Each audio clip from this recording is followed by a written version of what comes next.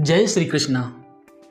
श्रीमद् भगवद गीता के इस अध्याय में हम जानेंगे भगवान श्री कृष्ण ने भगवद गीता का उपदेश क्यों दिया, आत्म साक्षात्कार किसे कहते हैं, मनुष्य जीवन का लक्ष्य क्या है और इसे कैसे प्राप्त किया जाता है, सबसे मूल्यवान खजाना कौन सा है, नश्वर शरीर एवं आत्मा में अंतर क्या है, शरीर में आत्मा की उपस्थिति का आभास कैसे होता है। अर्जुन के मन में सांसारिक पदार्थों अर्थात अपने सगे संबंधियों के प्रति जो करुणा, शोक एवं निराशा व्याप्त है, वह सब लक्षण आत्मा को न जानने के कारण है। करुणा कहाँ दिखाना चाहिए यह कोई नहीं जानता। जिस प्रकार डूबते हुए मनुष्य के वस्त्रों के प्रति करुणा दिखाना मूर्खता है, उसी प्रकार अज्ञानता से घिरे मनुष्य को केवल उसके शरीर की रक्षा करके नहीं बचाया जा सकता। किंतु भगवान श्री कृष्ण अज्ञानी पुरुष के शोक को नष्ट कर सकते हैं, इसलिए उन्होंने अर्जुन को भगवद गीता का उपदेश दिया। आत्मा के प्रति करुणा दिखाना ही आत्म साक्षात्कार है। इस अध्याय में भगवान श्री कृष्ण नश्वर शरीर तथा शाश्वत आत्मा के अंतर को बताते हुए आत्म साक्षात्कार का उपदेश देते हैं। क्षत्रिय पुत्र युद्ध लड़ने से मना नहीं कर सकता। यदि वह ऐसा करता है तो वह अपने पिता की अयोग्य संतान कहलाएगा। किंतु श्री कृष्ण यह नहीं चाहते अर्जुन अपने पिता की अयोग्य संतान कहलाए, क्योंकि अर्जुन श्री कृष्ण का घनिष्ठ मित्र है और भगवान श्री कृष्ण उसके रथ के सारथी भी हैं। इसलिए भगवान श्री कृष्ण कहते हैं, अर्जुन, तुम्हारे व्यक्तित्व को इस तरह का शोक बिल्कुल शोभा नहीं देता। जो जीवन के मूल्य को जानता हो, उसके हृदय में ऐसी दुर्बलता कैसे आ सकती है? वह युद्ध न लड़ने का निर्णय कैसे ले सकता है? सामान्य शिष्टाचार के कारण अर्जुन ने कहा, मैं युद्ध भूमि में किस तरह पितामह भीष्म और गुरु द्रोणाचार्य जैसे पूजनीय व्यक्तियों पर बाण चलाऊंगा। भले ही वे इस युद्ध में सांसारिक सुख प्राप्त करने की इच्छा रखते हों, फिर भी वे मेरे लिए पूजनीय हैं। ऐसे महापुरुषों को मारकर इस संसार में जीने की अपेक्षा मैं भीख मांगकर जीवन का निर्वहन कर लूंगा, क्योंकि यदि उनका वध होता है तो मेरे द्वारा भोग की गई प्रत्येक वस्तु उनके रक्त से सनी होगी और अपने संबंधियों एवं मित्रों का वध करके भी उनके बिना रह पाना अत्यंत कठिन होगा। सांसारिक उलझनों में वही व्यक्ति पड़ता है जो जीवन की समस्याओं को नहीं समझता तथा इन समस्याओं को सुलझा नहीं सकता। मनुष्य प्रायः चर्म रोग के आधार पर अपने पारिवारिक जीवन में पत्नी, बच्चों एवं परिजनों से आसक्ति रखता है। ऐसी पारिवारिक आसक्ति पशुओं में भी पाई जाती है, क्योंकि वे भी अपने बच्चों की देखभाल करते हैं। बुद्धिमान होने के कारण अर्जुन समझ गया था कि पारिवारिक सदस्यों के प्रति उसका प्रेम तथा मृत्यु से उनकी रक्षा करने की उसकी इच्छा ही उसकी उलझनों का कारण है, और उसका ज्ञान उन समस्याओं को दूर नहीं कर पा रही थी जो उसके सारे शरीर को सुखा दे रही थी। वह समझ नहीं पा रहा था उसके लिए क्या करना उचित है। वह युद्ध करे और अनावश्यक रक्तचाप का कारण बने, या फिर युद्ध से मुंह मोड़कर भीख मांगकर जीवन यापन करे। इसलिए वह शिष्य रूप में भगवान श्री कृष्ण की शरण लेता है और उनसे कहता है,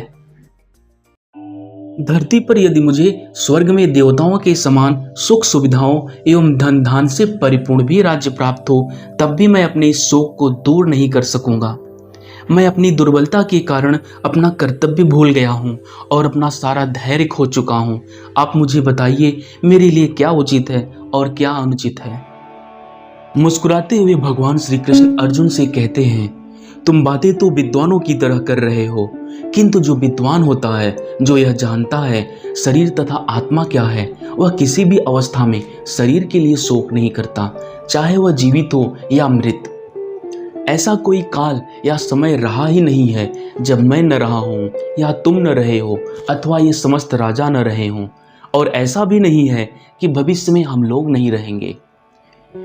जिस प्रकार शरीरधारी आत्मा इस शरीर में बाल्यावस्था से तरुणावस्था में और फिर तरुणावस्था से वृद्धावस्था की ओर निरंतर अग्रसर होता रहता है, उसी प्रकार मृत्यु होने पर आत्मा वर्तमान शरीर को छोड़कर दूसरे शरीर में चला जाता है। जो पुरुष धैर्यवान होते हैं वो ऐसे परिवर्तन से विचलित नहीं होते। हे अर्जुन, मानव जीवन में सुख दुख का आना जाना ऋतुओं के समान परिवर्तनशील होता है। और जो मनुष्य सुख दुख की सभी अवस्थाओं में एक समान रहता है तथा बिना विचलित हुए जीवन बिताता है, वही निश्चित रूप से मुक्ति पाने योग्य है, जो मानव जीवन का परम लक्ष्य है। प्रत्येक व्यक्ति को शरीर के किसी अंश या पूरे भाग में सुख या दुख का अनुभव होता है, किंतु एक शरीर के सुख या दुख का बोध दूसरे शरीर को नहीं हो पाता। यह सभी शरीर में चेतना की व्याप्ति के कारण है। आत्मा ज्ञान या चेतना से सदैव पूर्ण रहता है। चेतना ही आत्मा का लक्षण है। यदि कोई आत्मा को समझ नहीं पाता, तब भी वह आत्मा की उपस्थिति को चेतना की उपस्थिति से जान सकता है। आत्मा इतना सूक्ष्म है कि इसे सर्वाधिक शक्तिशाली यंत्र से भी नहीं देखा जा सकता, इसलिए यह अदृश्य है। जिस प्रकार कोई भी अपनी माता के आधार पर अपने पिता के अस्तित्व को जान सकता है, उसी प्रकार वेदों के अतिरिक्त आत्मा को जानने का अन्य कोई मार्ग नहीं है। हे पार्थ, जो संपूर्ण शरीर में व्याप्त है वह अविनाशी है, शाश्वत तथा अप्रमेय है। उसे नष्ट करने में कोई भी समर्थ नहीं है। शरीर के मारे जाने पर भी वह नहीं मरता, क्योंकि आत्मा अजन्मा है। वह न तो किसी काल में जन्म लेता है और ना ही उसकी मृत्यु होती है। किंतु जो इसे मरा हुआ या मारने वाला समझते हैं, वे दोनों ही अज्ञानी हैं। जिस प्रकार मनुष्य पुराने एवं फटे वस्त्रों को त्याग कर नए वस्त्र धारण करता है, उसी प्रकार आत्मा पुराने तथा व्यर्थ के शरीर को छोड़कर नए शरीर में चला जाता है।